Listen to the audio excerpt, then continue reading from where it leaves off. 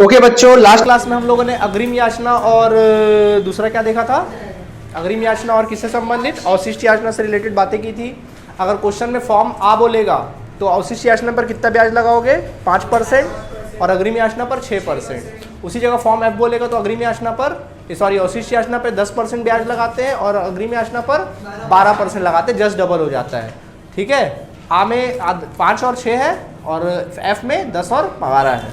चलिए आज question number 22 की बारी है। चलो ध्यान दीजिए 22। अब देखिए 22 नंबर क्या लिखा समझना। कहता है 1 मार्च 2000 को एक्स लिमिटेड ने 10 रुपये वाले 10,000 समतांश जनता में निर्गमित किए। कंपनी ने क्या किया? 10 रुपये वाले 10,000 समतांश जनता में निर्गमित किया। समतांश क्या किया? जनता में निर्गमित किया। फिर कहता आगे राशियां इस प्रकार दे थी। आवेदन पर 2 रुपये। आवेदन का जो फीस था वो कितना रुपये था? 2 रुपये था। ठीक है, आवेदन का फीस 2 रुपये था। आवंटन का फीस 3 रुपये। आवंटन का जो आपका फीस रहा वो 3 रुपये रहा। इसके पश्चात प्रथम और अंतिम याचना का फीस 5 रुपये था। प्रथम व अंतिम याचना का फीस कितना बोल रहा है? 5 रुपये रहा, जो कि आवंटन के 3 महीने बाद था। आवंटन के 3 माह बाद, आवंटन के 3 माह बाद देना था। 3 माह बाद मतलब ये हुआ कि आवंटन और प्रथम याचना के बीच का जो समय है वो कितना है? 3 माह है। ठीक है, आगे कहता है सभी राशि आवेदन के साथ प्राप्त हो गई। एक अंशधारी जिसके पास 20 अंश थे, एक अंशधारी था जिसके पास कितने अंश थे? 20 अंश थे। इस अंशधारी ने हमको क्या बोल रहा है? आवंटन के साथ प्रथम और अंतिम याचना का भुगतान कर दिया। इसने क्या किया? आवंटन के टाइम पे प्रथम व अंतिम का भुगतान, प्रथम और अंतिम याचना का राशि का क्या कर दिया? भुगतान कर दिया। इसने भुगतान कर दिया। ठीक है, राइट हो गया। ओके, और बोल रहा है एक अंशधारी जिसके पास 30 अंश थे। एक और अंशधारी था जिसके पास कितने अंश थे? 30 अंश थे। इस बंदे ने क्या किया? 30 अंश थे, आवंटन राशि का भुगतान नहीं किया। इसने क्या किया? आवंटन राशि का भुगतान किया ही नहीं। इसके आवंटन राशि का भुगतान नहीं किया, किंतु इसका भुगतान प्रथम और अंतिम याचना के साथ कर दिया। आवंटन उस टाइम नहीं किया, लेकिन जब प्रथम और द्वितीय का टाइम आया ना, प्रथम और अंतिम का टाइम आया, तब उसने आवंटन का ही भुगतान क्या कर दिया? कर दिया। ठीक है, ओके। आपको कहता है कि संचालकों ने निश्चित किया कि सारणी एफ के अनुसार, एफ मतलब अगर अवशिष्ट याचना तो 10% और अग्रिम याचना तो 12%। ठीक है, एफ के अनुसार अदत्त याचना पर ब्याज लगाया जाए और अग्रिम याचना पर ब्याज दिया जाए। तो एक बार ब्याज लगाओगे, एक बार ब्याज दिया जाएगा। खैर, ब्याज लगाना नहीं लगाना ये तो बात की बात है। फिलहाल हम लोग जैसे नॉर्मल एंट्री करते वैसी एंट्री करें।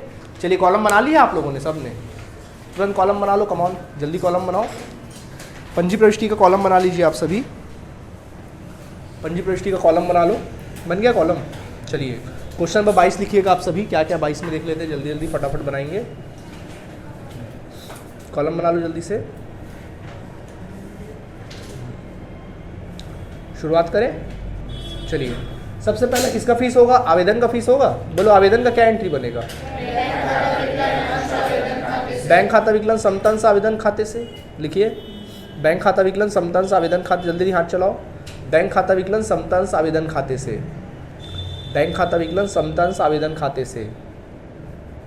बैंक खाता विकलन समतांश आवेदन खाते से। नरेशन लिखना 10,000 अंशों पर 10,000 अंशों पर 2 रुपये की दर से 10,000 अंशों पर 2 रुपये की दर से आवेदन राशि की प्राप्ति।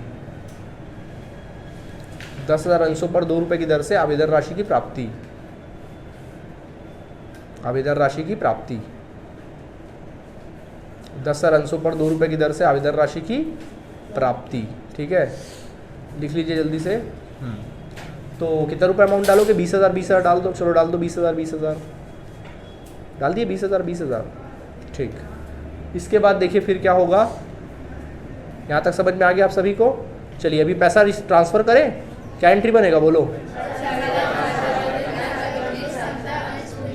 देखिए समतांश आवेदन खाता विकलन समतांश पूंजी खाते से।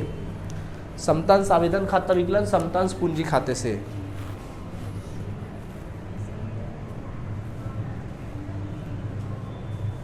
समतांश आवेदन खाता विकलन समतांश पूंजी खाते से लिख लीजिएगा। लिख लिए? ठीक है, ट्रांसफर। अब नरेशन पता है आप लोगों को क्या करना, बार बार क्या बोलना। 20,000 20,000 रुपये लिख लीजिए। ठीक है, अभी आवंटन की मांग करें। जो भी कहानी हो रही है आवंटन में हो रही ना, इसलिए आवंटन तक जाइए आप लोग। चलिए आवंटन का एंट्री करो। क्या होगा? वेरी गुड, लिख लो।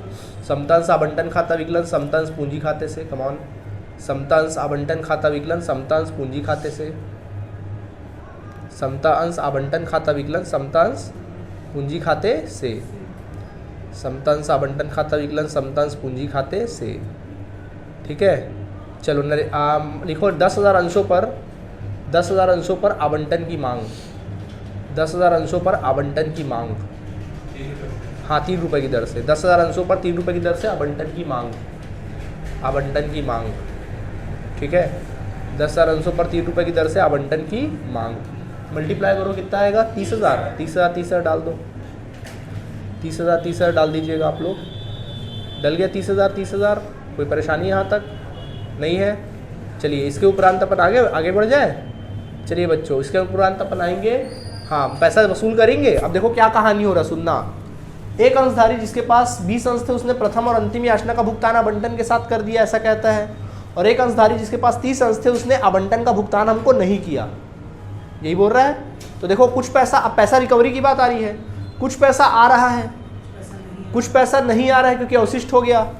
30 अंशों का पैसा क्या हुआ, नहीं आया, और कुछ पैसा एडवांस में आ रहा है। ठीक, तो देखो दिमाग लगाओ, कुछ पैसा आ रहा है तो बैंक खाता विकलन होगा। चलो करो बैंक खाता विकलन, कम ऑन, बैंक खाता विकलन, बैंक खाता विकलन कर दीजिए पहले तो।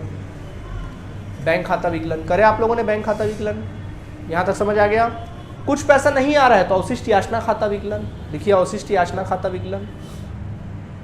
नॉर्मल एंट्री बना दो ना, अवशिष्ट याचना खाता खोल देगा, और आप लोग अवशिष्ट याचना खाता बनाइए, खोलिए आप अवशिष्ट याचना खाता। ठीक है, अवशिष्ट याचना खाता विकलन। ठीक है, ओके।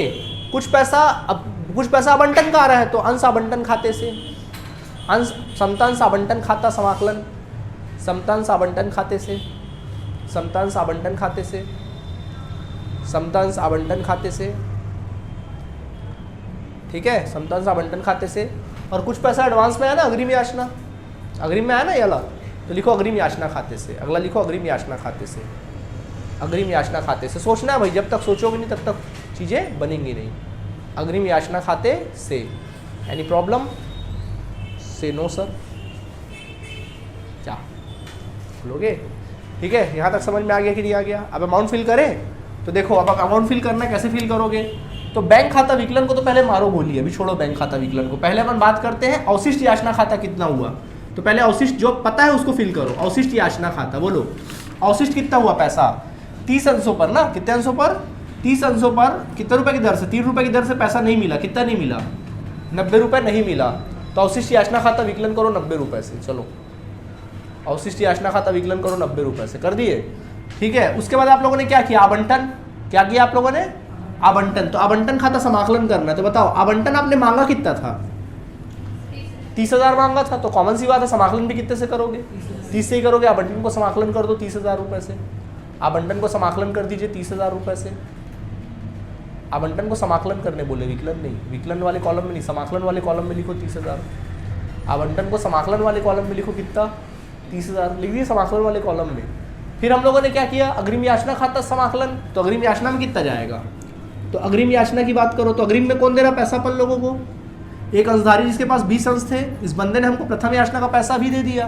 तो प्रथम याचना का फीस कितना था? 5 रुपये था अग्रिम के रूप में। तो कितना रुपये हुआ? 100 रुपया।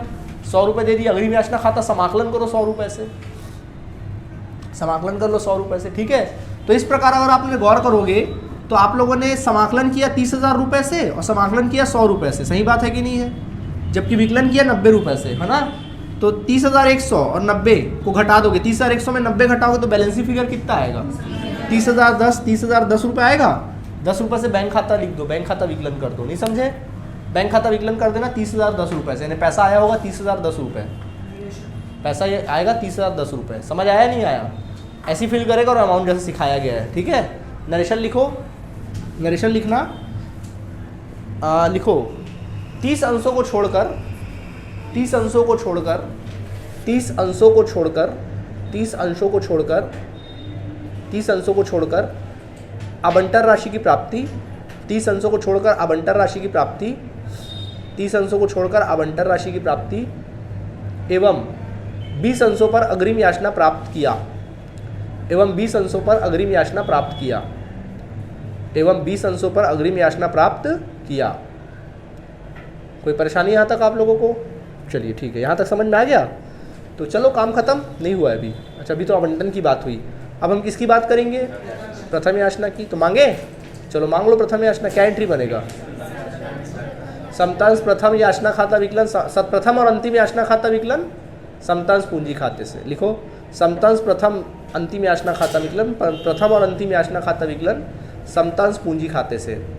समतांश प्रथम और अंतिम याचना खाता विकलन समतांश पूंजी खाते से। समतांश प्रथम और अंतिम याचना खाता विकलन समतांश पूंजी खाते से। ठीक है, नरेशन लिखना। 10,000 अंशों पर 5 रुपये की दर से अंतिम याचना की मांग। 10,000 अंशों पर 5 रुपये की दर से अंतिम याचना की मांग। 10,000 अंशों पर 5 रुपये की दर से अंतिम याचना की मांग। ठीक है, चलो अंतिम याचना की मांग लिखे तो कितना रुपये आएगा? 50,000। ठीक है, अब बारी आती है मनी रिकवरी की। अब सोचो हो क्या रहा है यहाँ पे, क्या बोला था क्वेश्चन में, हो क्या रहा है? देखो कुछ पैसा आ रहा है, कुछ पैसा नहीं आएगा क्योंकि अग्रिम में मिल चुका था। ये 100 रुपये आएगा क्या? वो तो अग्रिम में मिल चुका था, वो पैसा नहीं आएगा। और कुछ पैसा जो डूबा हुआ पैसा था अवशिष्ट याचना का, वो भी पैसा क्या हो रहा है हम लोगों को? मिल रहा है। अवशिष्ट याचना का पैसा भी क्या हो रहा है हम लोगों को? मिल रहा है। समझ में आ गया? और प्रथम याचना का तो वैसे ही मिल रहा है। तो देखो यहाँ पे 2 पैसा आ रहा है, एक तो प्रथम याचना का पैसा आ रहा है, दूसरा अग्रिम याचना सॉरी डूबा हुआ पैसा भी क्या हो रहा आ रहा है। मिक्स एंट्री करें तो देखो एंट्री क्या बनेगा? एंट्री बनेगा बैंक खाता विकलन। एंट्री क्या बनेगा? कुछ पैसा आएगा तो बैंक खाता विकलन, कुछ पैसा नहीं आएगा क्योंकि अग्रिम में मिल चुका था, तो अग्रिम से पैसा निकालेंगे तो अग्रिम याचना खाता क्या हो जाएगा? विकलन। अग्रिम याचना खाता विकलन। ठीक है, अग्रिम याचना खाता क्या लिखेंगे? विकलन। और कुछ पैसा किसका आएगा? अंश प्रथम और अंतिम याचना खाते से। तो लिखना अंश प्रथम व अंतिम याचना खाते से। अंश प्रथम व अंतिम याचना खाते से। अंतिम याचना खाते से। ठीक है, अंतिम याचना खाते से। और अंत में अवशिष्ट याचना डूबा हुआ पैसा मिल रहा है कि नहीं मिल रहा है? तो क्या लिखेंगे? अवशिष्ट याचना खाते से। नहीं समझे? अवशिष्ट याचना खाते से। आया बात समझ में कि नहीं आया? ये एम्पर एंट्री करेंगे। क्लियर आप सभी को? तो देख लीजिए बैंक खाता विकलन, सबसे पहले बात आती किसकी? बैंक खाता विकलन। तो बेटा बैंक खाता विकलन को तो मारो गोली, अभी छोड़ो उसको, कुछ मत करना। अग्रिम याचना कितना रुपये था? तो 100 रुपये से विकलन कर दो। प्रथम याचना में मांगे कितने थे? 50, तो 50 ही रहेगा। समझ गए? और अवशिष्ट याचना कितना था याद करो? 90 था। अब 90 वसूल कर रहे हो तो क्या लिखेंगे? 90 रुपया। समझ में आ गया? तो जो बैलेंसी फिगर आएगा वो किस में जाएगा? बैंक खाते में। 50,000 90 में 100 घटा दो। 50,000 90 में से 100 घटा दीजिए, कितना आ जाएगा? 50,900, 49,990। कितना आएगा? 49,900। तो बैंक खाता विकलन कर दो 49,990 से। नहीं आया समझ में? ठीक है, नोट करो जल्दी, तुरंत नोट करो एंट्री को। कर लो जल्दी नोट करो।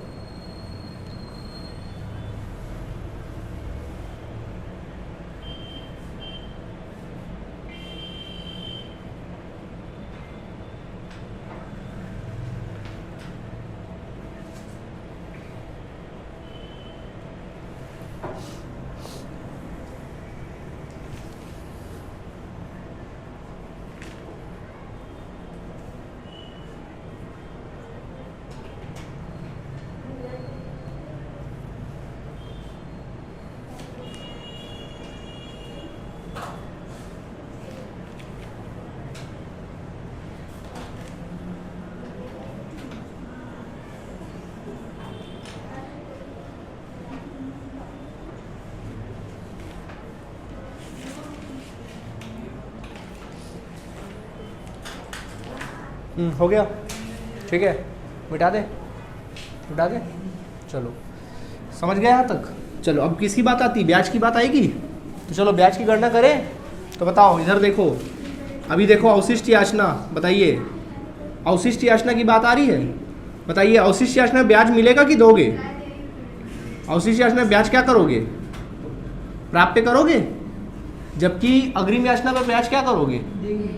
अग्रिम याचना पर ब्याज आप क्या करोगे? भुगतान करोगे। ब्याज क्या करोगे फिर वहाँ पे? भुगतान करोगे। सही बात है कि नहीं है? चलो ब्याज निकाले। तो बोलो अवशिष्ट याचना कितना था? इसका ब्याज निकाले। अवशिष्ट याचना कितना था? बोलो 90 रुपये था। कितने % के रेट से? अवशिष्ट पे कितना? फॉर्म एफ बोला है ना, तो 10%। फॉर्म एफ पे 10%, किस पे? आपका अवशिष्ट याचना पे। तो अवशिष्ट याचना में 10% निकालोगे, 10% निकालोगे कितने महीने के लिए? बताओ कितने महीने बाद पैसा दे रहा है, उसको आवंटन का पैसा देना चाहिए था आवंटन के समय, बट वो कब दिया, प्रथम याचना के टाइम पे आवंटन का पैसा दिया। कब दिया, प्रथम याचना के टाइम पे आवंटन का पैसा दिया, मतलब 3 महीने बाद दिया, तो कितने महीने का ब्याज लगेगा, 3 महीने का। चलो निकालो, काटो काटो काटो, कितना आ रहा है, 3 3 चौके 12, 3 तिया 9। अब चलो कैंसिल करो, कितना आ रहा है, 3 तिया 9, 9/4, 4 एकम 4, 4 दूनी 8, 4 दूनी 8, एक आया दशमलव लगाया, शून्य बढ़ा है, 4 दूनी 8, 4 पंचे 20, 2.25, 2 कितना आ रहा है, 2.5 आ रहा है, 2.25। देखो आंसर आया क्या, कैसे नहीं आएगा आंसर, नहीं 2.25 नहीं आ रहा है, 4 दूनी 8 भाई, 2.25 आना चाहिए। कितना है इसमें, कितना परसेंट लगा दिया, कम लगाया क्या, ऐसा लग रहा है 5% तो नहीं लगाया, 90 का 5% डिवाइडेड बाय इंटू 3/12, 1.13। हाँ ये ना 5% के रेट से लगाया फॉर्म एफ में, परंतु मैंने क्या बताया था फॉर्म एफ में तुम लोगों को 10% बताया था ना। एक बार चेक कर लेते हैं, लिखा ना 10%, 10% ही होगा, गलत लगाया होगा फिर ये।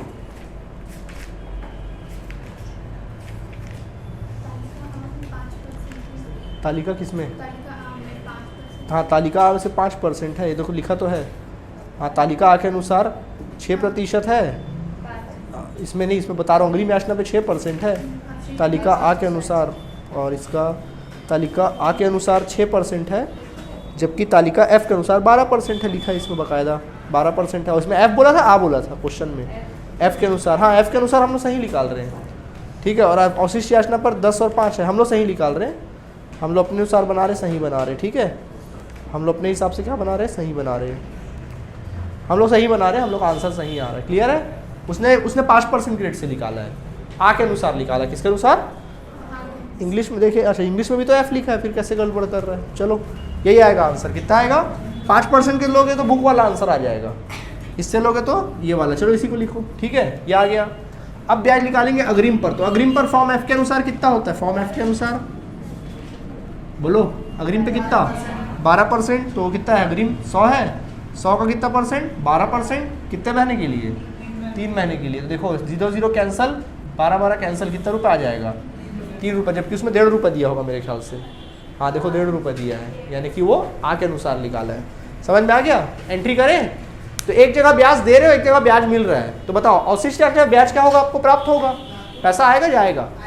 तो देखो बैंक खाता विकलन, बैंक खाता विकलन अवशिष्ट याचना पर ब्याज खाते से, बैंक खाता विकलन अवशिष्ट याचना पर ब्याज खाते से, बैंक खाता विकलन अवशिष्ट याचना पर ब्याज खाते से, बैंक खाता विकलन अवशिष्ट याचना पर ब्याज खाते से, बैंक खाता विकलन अवशिष्ट याचना पर ब्याज खाते से, बैंक खाता विकलन अवशिष्ट याचना पर ब्याज खाते से, ब्याज खाते से। समझ में आ गया।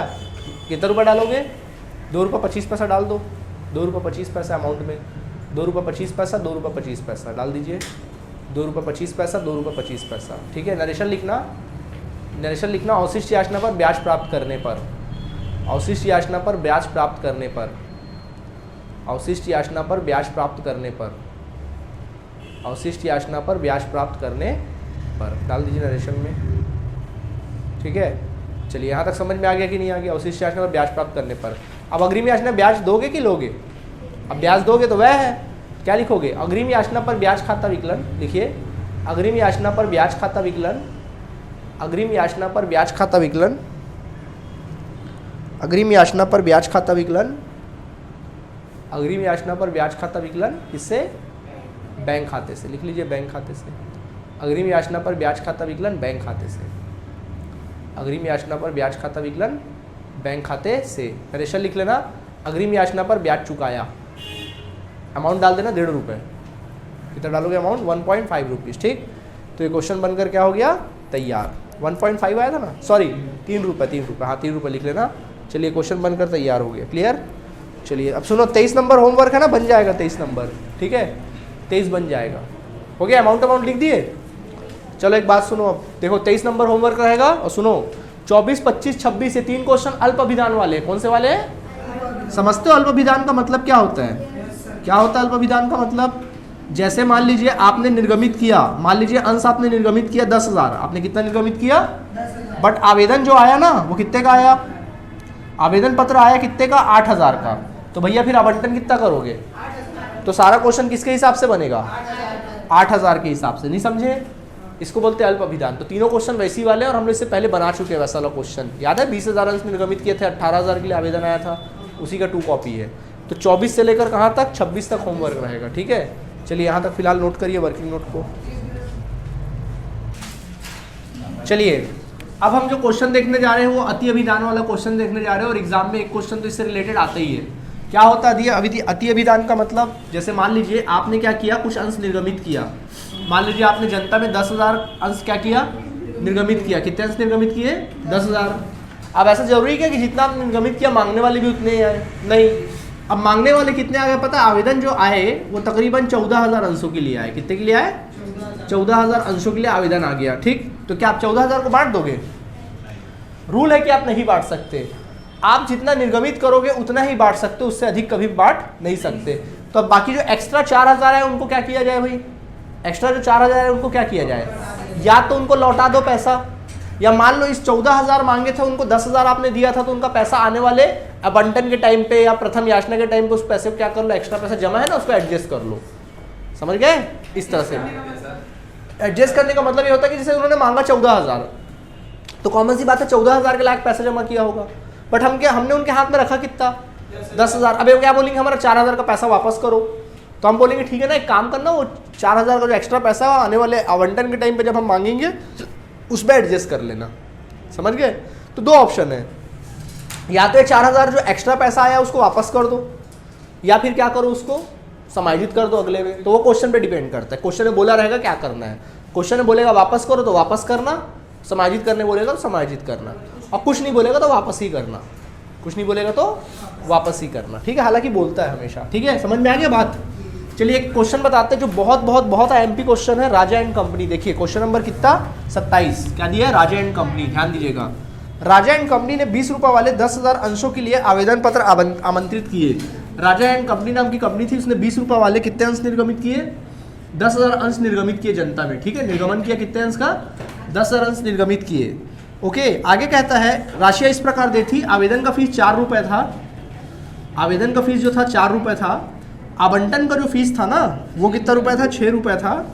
जबकि शेष जब मांगी जाए, शेष जब मांगी जाए, जब नहीं मांगा तो फिर उसको बात ही नहीं करनी है। शेष जब मांगी जाए तो मांग रहे हैं क्या, तो फिर एंट्रीज मत करो, छोड़ो उसको। ठीक है, अब देखो क्या बोल रहे हैं, 12,000 अंशों के लिए आवेदन पत्र प्राप्त हुए। 12,000 अंशों के लिए क्या आ गया, आवेदन आ गया। आवेदन कितने अंशों के लिए आया, 12,000।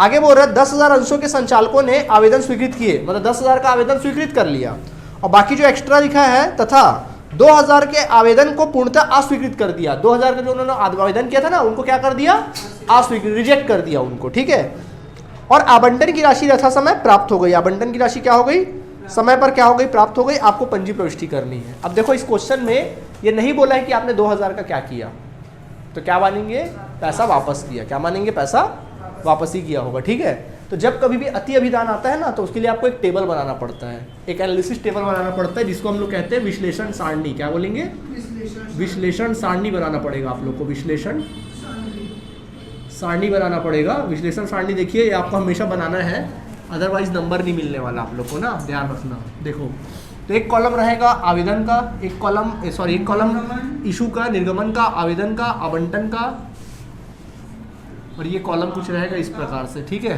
अब देखो एक कॉलम रहेगा आपके निर्गमन का जितना निर्गमन की उसका कॉलम रहेगा, एक कॉलम आप लोगों के आवेदन का कॉलम रहेगा, एक कॉलम आपके आवंटन का कॉलम रहेगा, एक कॉलम आपके आवेदन पर प्राप्त का कॉलम रहेगा, आवेदन पर प्राप्त का कॉलम रहेगा, एक कॉलम आपके आवेदन पर दे का कॉलम होगा। किसका होगा, आवेदन पर दे का।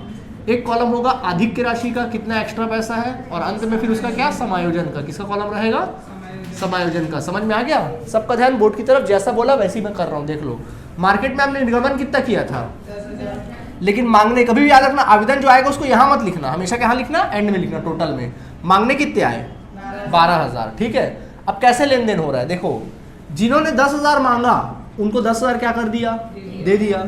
जिन्होंने 2,000 मांगा उनको कुछ भी नहीं दिया। आया बात समझ में, यही तो बोल रहा, अस्वीकृत कर दिया, नहीं दिया भाई कुछ भी। समझ में आ गया? तो क्या बोला मैंने, 10,000 आपने निर्गमित किया था, मांगने आए कितना 12,000। तो जिन्होंने 10,000, हमेशा मांगने वाले को हमेशा नीचे लिखे करना। तो मांगने वाले को 12,000, मांगने आए थे 10,000, 10,000 को 10,000 दे दिया, जिन्होंने 2,000 मांगा उनको कुछ भी नहीं दिया, भगा दिए उनको। ठीक, अब पैसे का हिसाब किताब करते हैं। तो देखिए आवेदन, 10,000 लोगों ने पैसा जमा किया होगा। 10,000 लोगों ने कितना पैसा जमा किया होगा, कितना फीस है, 4 रुपये फीस है। तो 4 रुपये के रेट से 10,000 अंशों पर 4 रुपये के रेट से कितना 40,000 रुपये पैसा आया होगा। इन्होंने मांगा 40,000 का शेयर और हमने दिया भी कितना शेयर 10,000 का। तो 10,000 का आवंटन किया, तो 10,000 का शेयर 4 रुपये के रेट से कितना दिया 40,000। इन्होंने मांगा भी 40,000 का, हमने दिया भी कितने का शेयर 40,000 का शेयर दे दिया। क्या इनका कोई एक्स्ट्रा पैसा, कोई एक्स्ट्रा पैसा नहीं। ठीक, अब इन्होंने मांगा कितना 2,000, तो कॉमन सी बात है भाई, पैसा इन्होंने जमा कितना किया होगा 8,000।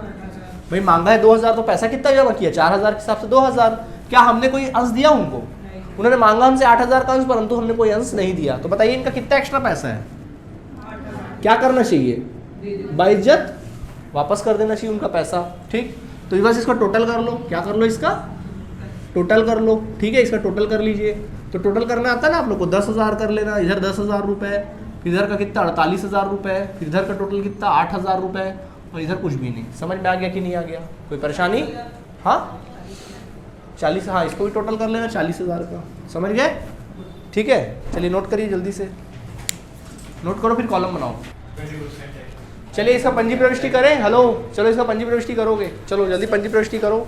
सबसे पहला एंट्री क्या बनेगा, पैसा आएगा बैंक में, लिखो बैंक खाता विकलन अंश आवेदन खाते से, फटाफट हाथ चलाओ। बैंक खाता विकलन अंश आवेदन खाते से एंट्री करो, बैंक खाता विकलन अंश आवेदन खाते से, बैंक खाता विकलन अंश आवेदन खाते से, बैंक खाता विकलन अंश आवेदन खाते से लिखे। ठीक है, नरेशन क्या लिखोगे, सुनो नरेशन क्या लिखोगे, कितने अंशों पर, नहीं 14,000 सॉरी 12,000, पैसा कितने अंशों पर आ रहा है, तो 12 पे लिखोगे, 12,000 अंशों पर आवेदन राशि की प्राप्ति। भाई आ रहा है पैसा तो आने दो ना, आई हुई लक्ष्मी को वापस थोड़ी ना करोगे, आने दो। तो 12,000 अंशों पर 4 रुपये की दर से आवेदन राशि की प्राप्ति। 12, जो स्टेप सिखा रहा हूँ वही स्टेप में काम करो, हमेशा आंसर आएगा तुम लोग का, गलती कभी नहीं होगी। ठीक है, स्टेप पे फोकस किया करो आप लोग जब सिखाता हूँ तो। ठीक है, लिखो 12,000 अंशों पर आवेदन राशि की प्राप्ति, लिखे 12,000 अंशों पर 4 रुपये की दर से आवेदन राशि की प्राप्ति, मल्टीप्लाई करो 48,000, 48 डालो, डाले 48,000, हो गया 48। ठीक, अब इस पैसे को कहाँ ट्रांसफर करेंगे, अंश पूंजी। सुनो, अंश पूंजी में ट्रांसफर करने की अथॉरिटी कितने की है, सिर्फ अपन को 10,000 अंशों पर है। बाकी जो एक्स्ट्रा पैसा कितना है 8,000 था ना एक्स्ट्रा, क्या करोगे उसको वापस, तो एंट्री बनेगा समता अंश आवेदन खाता विकलन अंश पूंजी खाते से और बैंक खाते से, क्योंकि वापस कर रहे हो ना, लिखो अंश आवेदन खाता विकलन अंश पूंजी खाते से, जो हमेशा लिखते हो, साथ में लिख देना बैंक खाते से, क्योंकि पैसा आप वापस कर रहे हो। अंश आवेदन खाता विकलन अंश पूंजी खाते से और बैंक खाते से, अंश आवेदन खाता विकलन अंश पूंजी खाते से, बैंक खाते से, अंश आवेदन खाता विकलन अंश पूंजी खाते से, बैंक खाते से, बैंक खाते से, बैंक खाते से लिखे। अब सुनो, अंश आवेदन खाता समाकलन कितने से किए थे, 48,000 से, तो विकलन भी करो 48,000 से, कर दिए 48। अथॉरिटी कितने की ट्रांसफर करने की 10,000, तो 10,000 इंटू 4 करोगे तो कितना आएगा 40,000, जितना निर्गमित की उस पे लोगे 40,000, लिखो 40,000। ठीक है, और 8,000 पैसा बैंक खाता समाकलन करो 8,000 से, बैंक खाता समाकलन करो 8,000 से। समझ में आ गया? ठीक, नरेशन तो पता ही है आप सभी को, नरेशन लिख सकते हो, अंश आवेदन खाते का अंश पूंजी खाते में हस्तांतरण एवं अधिक राशि की वापसी, अधिक राशि की वापसी। बाकी नरेशन सेम रहेगा, अधिक राशि की वापसी लिख लो, एवं अधिक राशि की वापसी। ठीक है, अब आवंटन की मांग करें। अब सुनो, अब पूरा क्वेश्चन किसके हिसाब से बनेगा, जैसे बनता है, कितने हिसाब से, 10,000 के हिसाब से। तो आवंटन में मांगोगे, क्या एंट्री करोगे, अंश आवंटन खाता विकलन अंश पूंजी खाते से। अब पूरा क्वेश्चन 12 को भूल जाओ, 12 को पूरा 10 के हिसाब से, 10,000 अंशों पर 6 रुपए की दर से आवंटन की मांग 60,000 रुपए, 60,000 रुपए, फिर पैसा प्राप्त कर लेना, बैंक खाता विकलन अंश आवंटन खाते से, कितना 60,000 और कितना 60,000। नहीं समझे, बन जाएगा। चलिए बना लीजिए, बाकी आगे तो कुछ नहीं बोला है, तो यही हमारा क्वेश्चन क्या हो जाएगा, खत्म हो जाएगा। कल के क्लास में हम थोड़ा बड़ा क्वेश्चन देखेंगे, अच्छा वाला। ठीक है, चलिए, थैंक यू।